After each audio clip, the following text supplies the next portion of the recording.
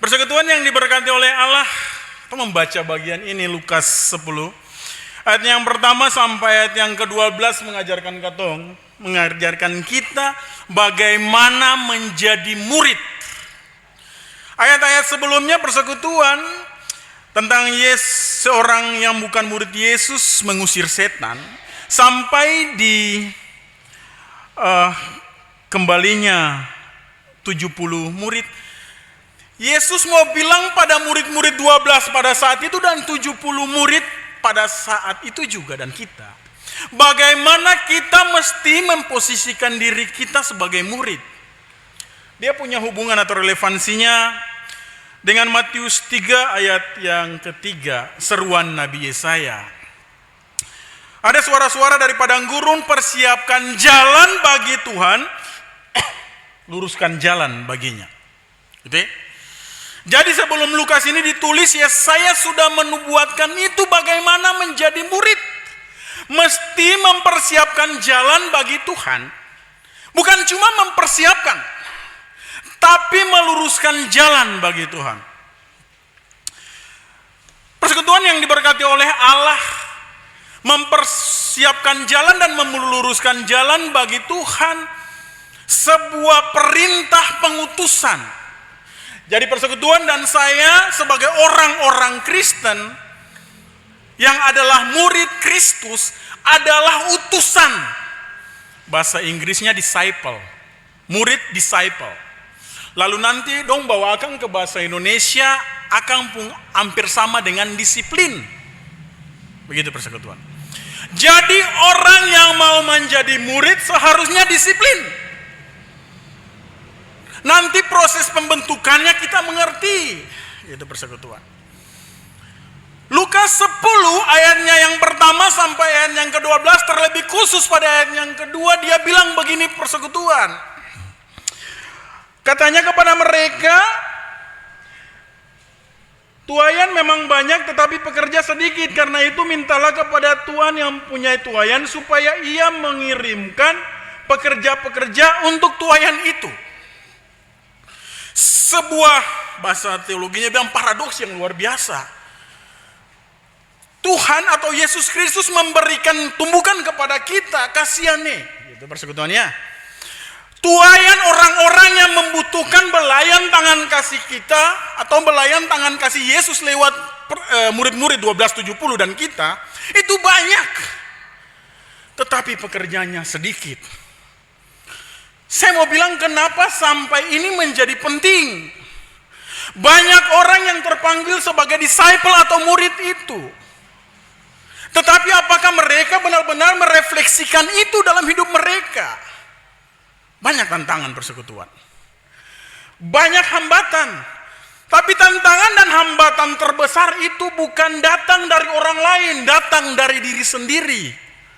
Makanya kenapa ketika Yesus sebelum disalibkan, Yesus melihat murid-muridnya bilang, kamu lihat kamu sama-sama dengan saya kah? Kamu tahu saya ini Yesus tuh.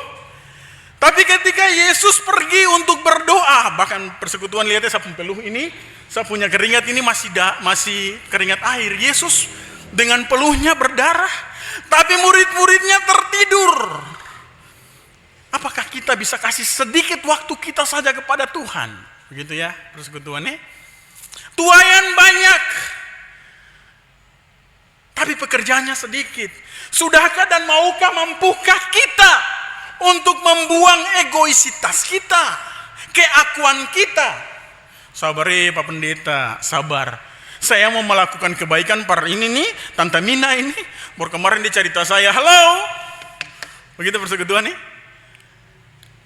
Yesus bilang melayani atau memberita firman itu bukan cuma buat orang-orang yang kamu kenal, bahkan sampai kepada musuhmu. Bukankah orang Kristen seperti itu? Minta maaf, di agama-agama lain mengajarkan tentang konsep kasih. Tapi ingat, agama Kristen mengajarkan satu langkah lebih ke depan, kasihi bahkan sampai kepada musuh. Amin. Sudahkah kita lakukan itu, mengasihi sampai kepada musuh? Kasih tangan kiri, tangan kanan, saya boleh tahu, tidak boleh tahu. Padahal kita tidak. Tangan kiri, tangan kanan, kepala atas, kepala bawah, putar-putar sampai duduk, itu semua tahu.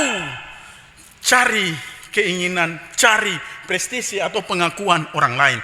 Ini yang Yesus lewat Lukas bilang kepada kita, tuaian banyak, bekerja sedikit. Kita diajarkan untuk tulus, bukan bulus. Kalau katong tidak tulus, itu berarti ketong bulus. Begitu persekutuannya. Bagaimana ketong harus menjadi murid yang sejati, harus ditempa. Saya mengingat apa yang dibilang oleh ahli-ahli atau peribahasa-peribahasa yang disampaikan oleh orang-orang tua. Kalau mau murni sebagaimana emas yang ketong pakai di cincin, di leher, dia tidak langsung jadi kalung, dia tidak langsung jadi cincin, gelang. Harus dipukul, harus dibakar, harus dimurnikan, harus dicampur proses. Apakah katong mau menghargai proses dari Allah? Saya juga kadang-kadang tidak mampu, karena apa? Tatu Musa Diki. Tuhan tidak adil. Gitu ya. Katong ada orang lain dapat berkat sedikit. Kenapa dia yang pemalas ibadah dapat berkat? Padahal katong lupa bahwa rancangan dan rancangan Allah, rencananya adalah rancangan dan rencana damai sejahtera. Amin. Katong mesti yakini berkat kehidupan yang katong miliki adalah nafas kehidupan. Kalau katong sempung nafas, tidak punya nafas, katong menjadi berkat untuk siapa? Diri sendiri, anak-anak. Saya ingat saya kena COVID dan setengah matinya minta ampun. Saya punya nafas ini yang saya rasa, mungkin secara medis saya tidak tahu, cuma di bagian kepala ke atas. Lalu saya bilang berkat kehidupan lewat nafas ini harus ketika saya sembuh, harus saya perlabakan bukan untuk diri saya, tetapi untuk Allah dan pekerjaannya di tengah-tengah dunia ini. Jadi proses dari Allah lewat Yesus Kristus untuk menjadikan kita murid itu tidak gampang.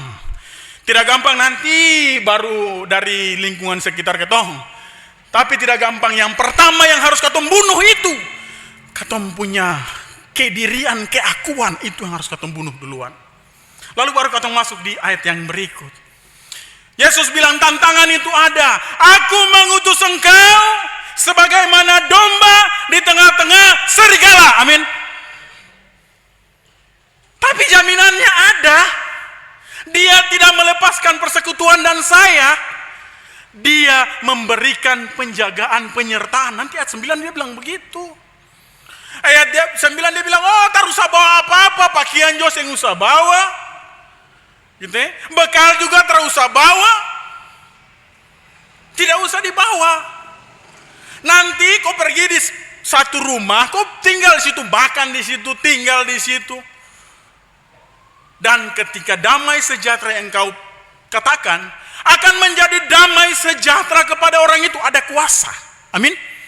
Ada kuasa ketika kita percaya kepada Yesus Kristus, ada kuasa yang luar biasa. Saya membaca bagian ini lalu saya lihat, jangan memberi salam kepada orang yang engkau temui. Saya lalu memaknai sebagaimana tulisan-tulisan tafsiran perjanjian baru maknanya ini. Jangan omong kosong kalau mau melakukan pelayanan dan pekerjaan Tuhan. Sebab perkataan itu hidup. Perkataannya hidup itu hidup yang berkata-kata. Jadi kalau persekutuan itu ya, Alkitab dia bilang, kalau katong jangankan berdoa, percaya saja, katong berkata saja. Perkataan itu punya kuasa. Tapi ada tanda petiknya.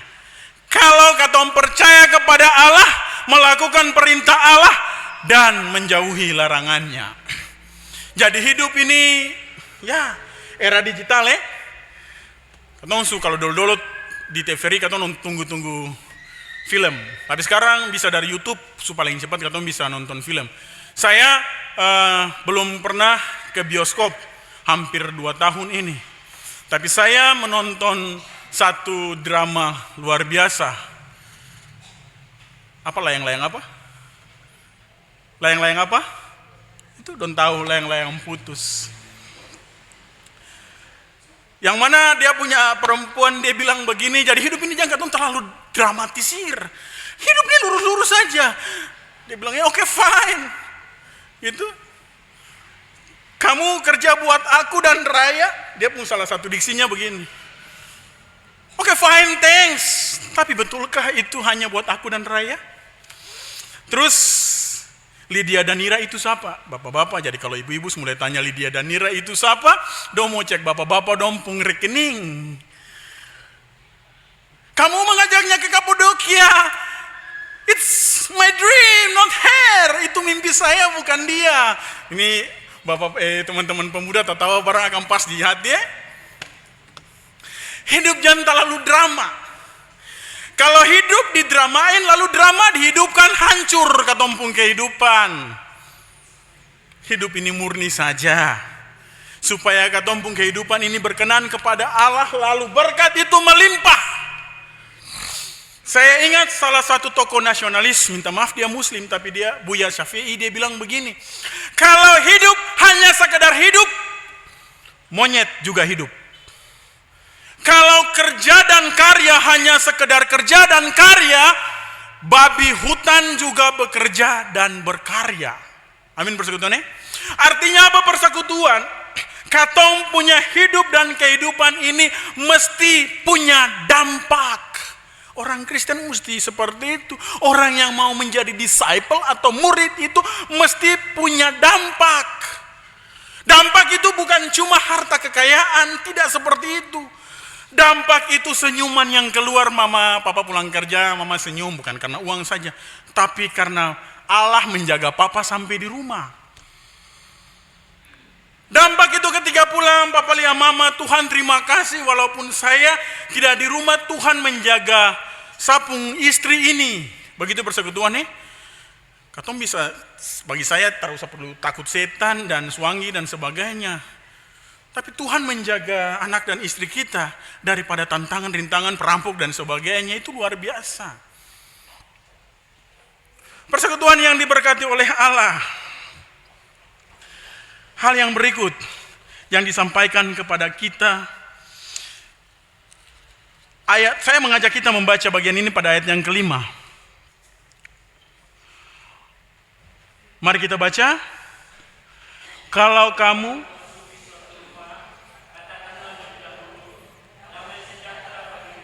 sampai di situ persekutuan. Rumah, ya kalau bahasa Ibraninya Bet-El. Kalau rumah itu tempat kediaman pertama kehidupan manusia. Lalu pada Lukas 10 ayat yang kelima dia bilang, kalau persekutuan dan saya masuk sebuah rumah tempat kehidupan, katakanlah atau berikanlah damai sejahtera.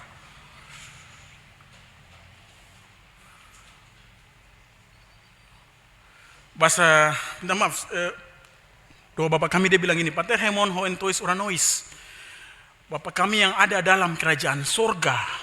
Uranois, ois, akhiran ois itu artinya apa? Keadaan sorga, damai sejahtera itu. Jadi Bapak Ibu persekutuan dan saya, kalau Bapak Ibu mau masuk di dalam sorga, Bapak Ibu mesti menciptakan damai sejahtera itu.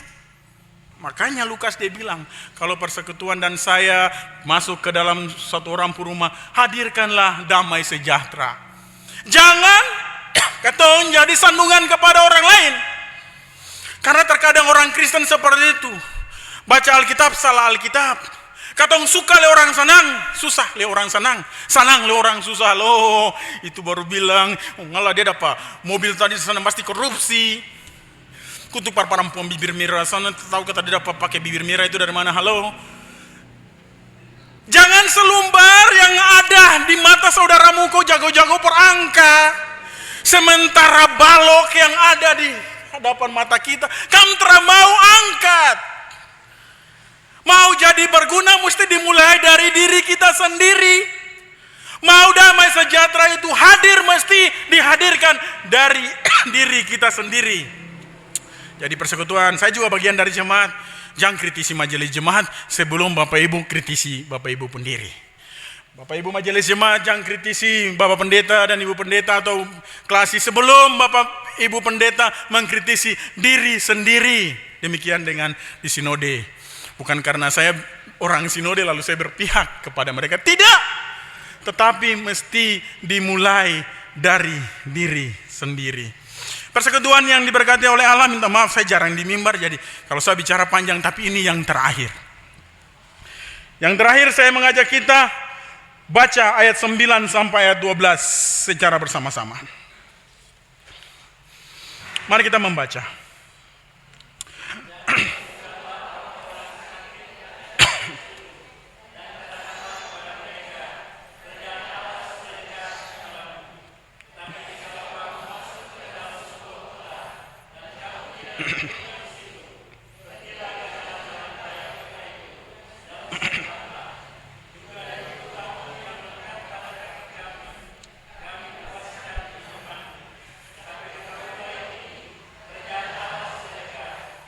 Aku bertaruh.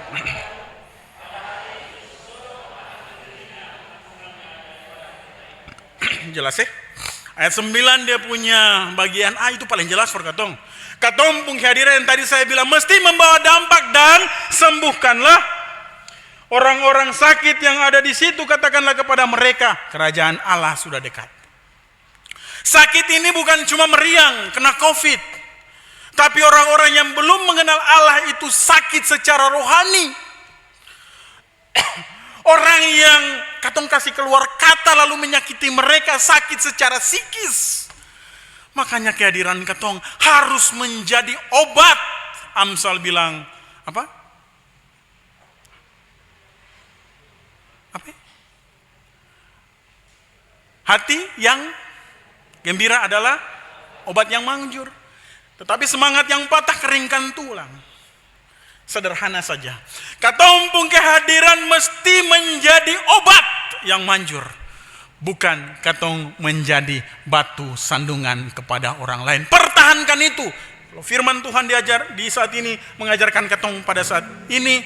Mari katong pulang bawa akang lalu pertahankan akang. Minimal katong kalau saya bisa bikin 100 dimulai dari 1 dulu. Sebab kalau katong bisa memulai dari 1, ada komitmen yang katong bangun untuk Allah dan pekerjaan Allah di tengah-tengah dunia ini. Pertahankan, jangan sampai semua tepian lalu katong berhenti.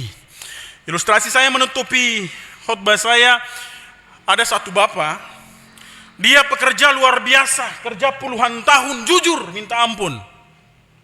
Suatu kali ketika dia mau selesai dengan dia punya pekerjaan, dia punya pimpro yang biasa kasih dia proyek, bapak, kau bangun satu rumah karena ada proyek, kau bangun. Rumah ini beda dari rumah yang lain. Jadi kalau kau mau dia punya pasir seberapa, bilang ke saya. Dia punya semen seberapa, bilang ke saya. Oh, bapak bilang ini beta semua pensiun, saya semua pensiun. Bapak Ibu, dia bangun pasirnya misalnya harusnya 1 miliar, dia lapor 1 miliar tapi dia ambil 500 juta. Demikian juga dengan bahan-bahan lainnya, itu persekutuan. Dia bangun pakai air yang harusnya volumenya sedemikian, dia pakai setengah saja, uangnya buat dia. Kan tukangnya, Bapak Ibu dong yang tukang-tukang di sini pasti tahu, apalagi kan saya biasa lihat di Facebook dan YouTube-nya Media Center Diaspora Sorong, dong lagi membangun di belakang. Karena saya kerjanya memang di Media Center, jadi saya biasa pantau-pantau pergerakan di Media Center yang lain. Jadi dong pasti lebih tahu. Dia bangun, setelah itu waktu finishing dia bikin menyala. Itu kalau samut naik, samut lucu. Luar biasa. Tapi cuma di finishing, Bapak Ibu. Lalu kontraktor bilang, Bapak, ini hasil dari pekerjaanmu selama ini, dikasih kunci kepada Bapak itu. Bapak itu akhirnya menyesal minta ampun. Karena dia tahu kerjanya asal-asalan. Bapak Ibu mengerti ya? Kalau mau menjadi murid, mesti tulus, jangan bulus, kerja sampai akhir. Supaya apa? Berkat yang terakhir itu luar biasa. Itu bukan dari orang lain, tapi dari kita. Karena Allah berkenan memberikan kepada kita sesuai dengan pekerjaan-pekerjaan dan ketulusan hati kita. Allah memampukan kita mengerti dan mau melakukan di dalam hari hidup kita. Terpujilah Allah. Haleluya. Amin.